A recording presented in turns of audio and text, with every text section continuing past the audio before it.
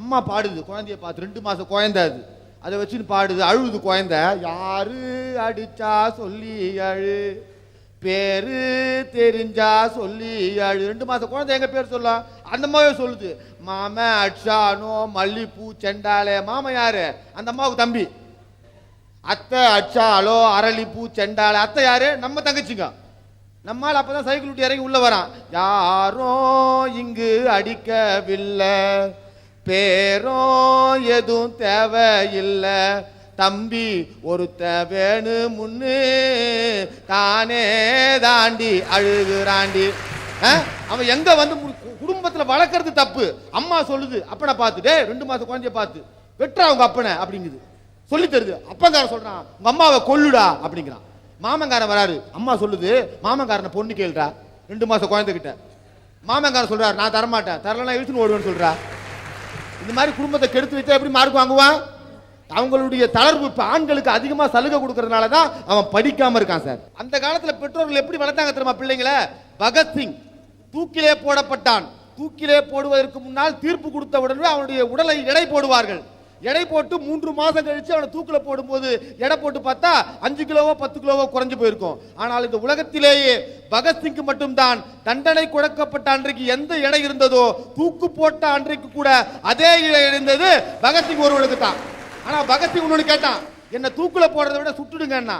ஏன்னு கேட்டான், நான் வெள்ளக்காரன், தூக்குல போடும்போது என் கால் பூமியில படுவாது, சாகும்போது கூட என் கால் பூமியில படணும்னு சொன்னவன் பகத்சிங்.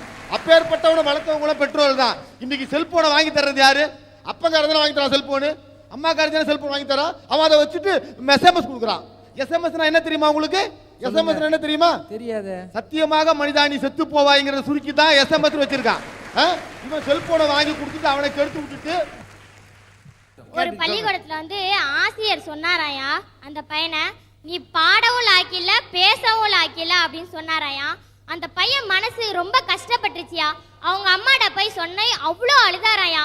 அந்த அம்மா வந்து அவங்களுக்கு ஊக்குவித்தாங்கயா. உன்னால முடியும் தம்பி, உன்னால முடியும்டா, உன்னால செய்ய முடியும் அப்படி ஊக்குவித்தாங்கயா. இப்ப அவர் ரொம்ப சூப்பரா பாடி இப்ப பெரிய இடத்துல இருக்காருயா. அவர் யாருன்னா இளையராஜாயா.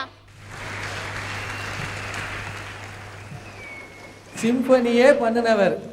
ஆமாயா, இப்படி பெற்றவங்களும் அவங்களுக்கு ஊக்குவிக்கணும்யா. பெத்தவங்க பேச்ச பசங்க கேட்டாதானே அவங்க ஊக்குவிப்பாங்க. ஆமா. நான் எனக்கு அப்பா இல்ல சார், எங்க அம்மா மட்டும்தான் சார் என்னை கஷ்டப்பட்டு காப்பாத்தி இந்த நிலைமையில வந்து இங்க நிப்பாட்டி வச்சிருக்காங்க சார். எங்க அம்மா ஆஸ்பத்திரியில வேலைக்கு போறாங்கயா. ஆஸ்பத்திரி வேலைக்கு போய் எங்க 2 பேரும் படிக்க வைக்கிறாங்க. எங்கனே ஐடி செகண்ட் இயர் நேரம் முடிக்க போறான். நான் 10th எவ்வளவு கஷ்டப்பட்டு எங்க அம்மா நான் 5வது படிக்கும்போது எங்க அப்பா இறந்து போயிட்டாருயா. அப்பையில இருந்து அவங்க மன தளர்ந்துட்டாங்கன்னு வச்சுக்கோங்க. என்னால காப்பாத்த முடியும்னா நாங்க செத்தே போயிருப்பையா. என்னால முடியும், என் பிள்ளைங்களை நல்ல நிலைமைக்கு கொண்டாட முடியும்னு சொல்லிதாயா நான் இங்க இப்படி பேசிட்டு இருக்கேன் அவங்கள்ட்ட. எங்க அம்மா கஷ்டப்படுறதுக்கு நான் ஒரு நாள் நல்ல பெரிய பிள்ளையாயி அவங்கள நான் காப்பாத்துவையா. சொல்றேன், என் மனசத்தோட சொல்றேன், எங்க அண்ணன் காப்பாத்திட்டு கூட எங்க அம்மா நான் காப்பாத்துவையா. எனக்கு வலிமை இருக்கு. இதனால நான் நல்லா படிக்கிறேயா. நல்லா படிச்சு நல்லா ஃபர்ஸ்ட் மார்க் எடுத்து நான் நினைச்ச வேலைக்கு போறேயா. நினைச்ச வேலைக்கு போய் எங்க அம்மா காப்பாத்துவே எனக்கு நம்பிக்கை இருக்கு. அருமைப்பா அருமைப்பா. நன்றியா. அதாவது கேளிக்கைன்னா தொலைக்காட்சி, திரைப்படம், வானொலி, பத்திரிக்கை, internet, email, dating, chatting, sight அடிக்கிறது, தண்ணி அடிக்கிறது, தம் அடிக்கிறது, இப்படி எல்லா விஷயங்களும் இந்த கேளிக்கைன்றதுல தான் சார் அடங்கும். பெரிய லிஸ்டாவில் இருக்கு. ஆமா, எப்படி இந்த லிஸ்டெல்லாம் கலெக்ட் பண்றீங்க? எல்லாம் பார்க்குற அனுபவம் தான். சரி சரி சரி. கண்களில் இருந்து காட்சிகள் கிடைக்கும், களத்தினில் இருந்து தேசங்கள் கிடைக்கும், சிந்தனையில் இருந்து செயல்கள் கிடைக்கும்.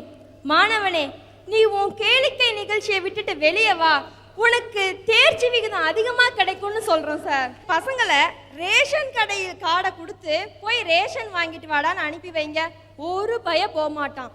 அந்த ரேஷன் கடையெல்லாம் தூக்கி லேடிஸ் ஹாஸ்டல் பக்கத்துல மாத்தி பாருங்களேன், மணி கணக்குல கியூல நின்னு போய் வாங்கிட்டு வருவான். அத ரேஷன் கடைக்கு ஏன் போய் சொல்றிய?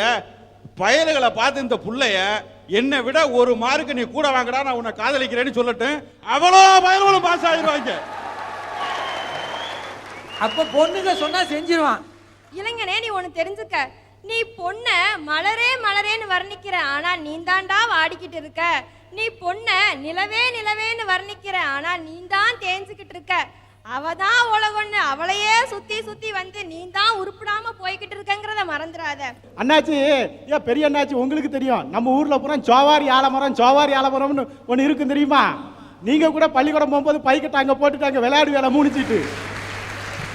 நான் விளையாடும் போது நீங்க தானே கூட வந்த ஆளு. ஆமா, அதான சொல்லுத. நம்ம பயிலப்புறம் என்னச்சு வேணும் தெரியுமா? நேராக பள்ளிக்கூடம் போகிறோம்ட்டு பைக்கெட்டை தூக்கிட்டு போய் அந்த ஆலமரத்தில் போட்டுருவானுவா.